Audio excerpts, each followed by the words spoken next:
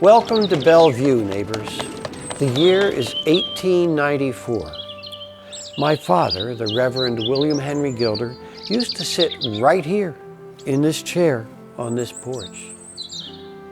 Father left this earthly life 30 years ago in 1864 from smallpox contracted while he was ministering to the wounded Civil War soldiers in Brandy Station, Virginia. Time passes too quickly indeed. My wife, Helena, and I love our home here in Bordentown.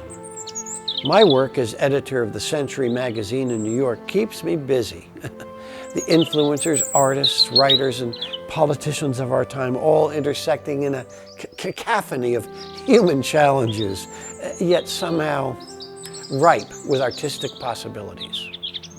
For me, life is about making those connections that will hopefully change the world.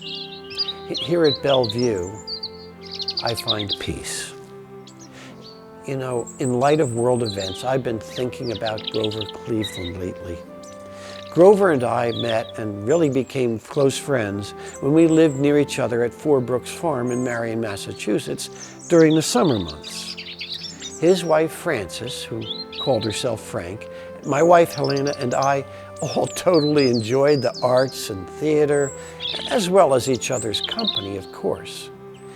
We had mutual circles of friends, both at Four Brooks and here in Bordentown, and we bonded over interests in civic reform, as well as the outdoors.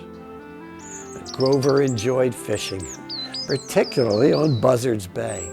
Now, I'm not as avid a fisherman as he is, but we both enjoy the outdoors and the spirited conversation. You know, Grover Cleveland was the president who accepted and spoke at the dedication of the Statue of Liberty. And Helena's close friend, Emma Lazarus, wrote that powerful dedication poem. Give me your tired and your poor, your huddled masses yearning to breathe free. The wretched refuse of your teeming shore. Send these, the homeless, tempest-tossed, to me.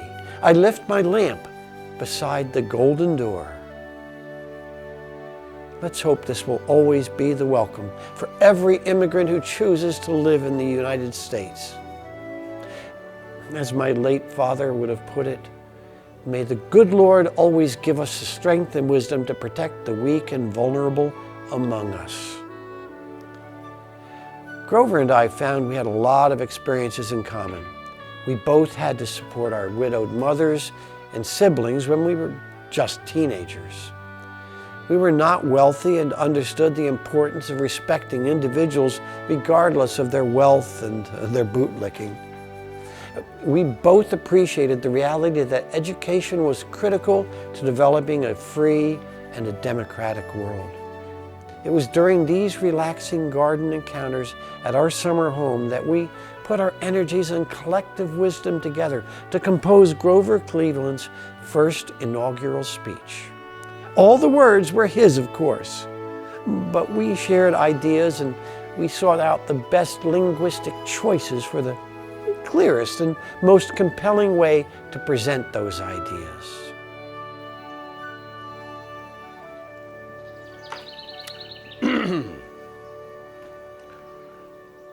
The people demand reform in the administration of government and the application of business principles to public affairs. As a means to this end, civil service reform shall be in good faith enforced. Our citizens have the right to protection from the incompetency of public employees who hold their places solely as the reward of partisan service. Partisan service.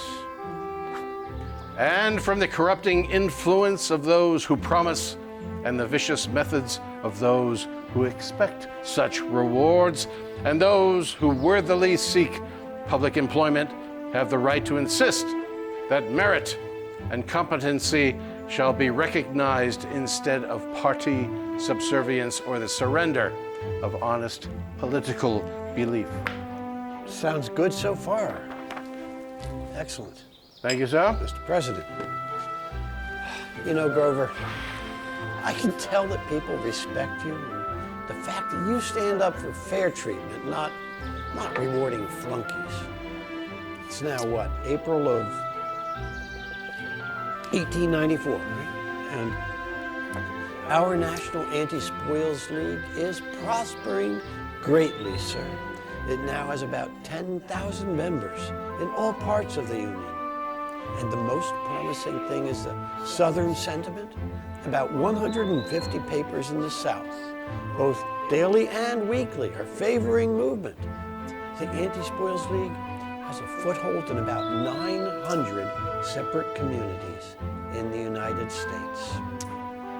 You know, Gilder, it means a lot to me when you share positive thoughts your contemporaries have spoken about me, such as my lack of sophistication, my simplicity of thought with great directness and vigor of action, attracted to by my moral fury and courage. Thanks for passing on those words. I've always tried to do what is right. Great minds think alike, my friend. We just need to keep the clearest words flowing towards positive changes, you know? Joy's full soul lies in the doing. I have a circle of friends whom I hope will believe in me. I want my wife and children to love me now and have my autobiography written on their hearts. There actually seems to be an extravagance and greed in Washington, Gilder, as well as a preponderance of civil servants who are disinterested. The writers for the press should bring this awareness to the public. And again, this is where our connections truly make a difference.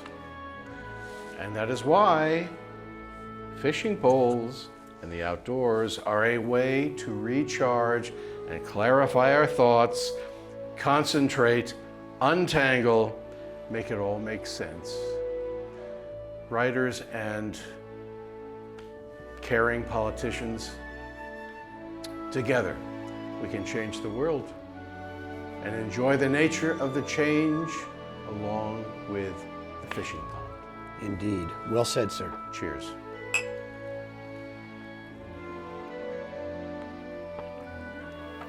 President Cleveland was not one to worry about the record of his correspondence.